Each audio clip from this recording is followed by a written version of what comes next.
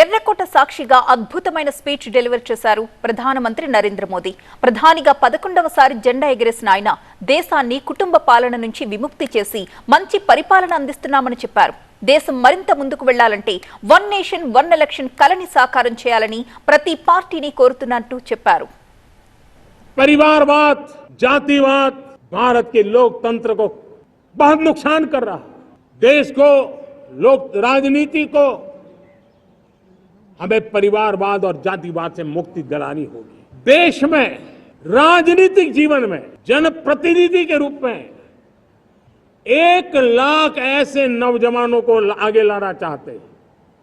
शुरुआत में 1 लाख नौजवानों को आगे लाना चाहते हैं जिनके परिवार में किसी का भी कोई राजनीतिक बैकग्राउंड न हो, जिसके माता पिता भाई बहन चाचा मामा मामी कभी भी राजनीति में नहीं रहे, किसी भी पीढ़ी में नहीं रहे, ऐसे होनहार नौजवानों को फ्रेश ब्लड, ऐसे फ्रेश ब्लड आएंगे तो सोच भी नहीं आएगी, सामर्थ्य भी नहीं आएगा, लोकतंत्र समृद्ध होगा.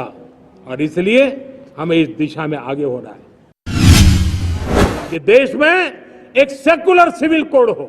हमने कम्युनल सिविल कोड में 75 साल बिताए हैं. अब हमें सेक्युलर सिविल कोड की तरफ जाना होगा और तब जाकर के देश में धर्म के आधार पर जो भेदभाव हो रहे हैं, सामान्य नागरिक को जो दूरी महसूस होती है, उससे हमें मुक्ति मिलेगी. कि देश ने बार बार चुनाव इस देश की प्रगति में रुकावट बन रहे हैं, गतिरोध पैदा कर रहे हैं. आज कोई भी योजना को चुनाव के साथ जोड़ देना आसान हो गया है, क्योंकि हर 3 महीने 6 महीने कहीं न कहीं चुनाव चल रहा है. कोई भी योजना जाहिर करोगे आप तो मीडिया में देखेंगे चुनाव आया तो फलाना हो गया, चुनाव आया तो फलाना हो गया.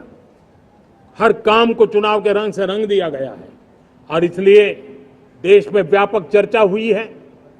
सभी राजनीतिक दलों ने अपने विचार रखे हैं. एक कमेटी ने बहुत बढ़िया अपना रिपोर्ट तैयार किया है.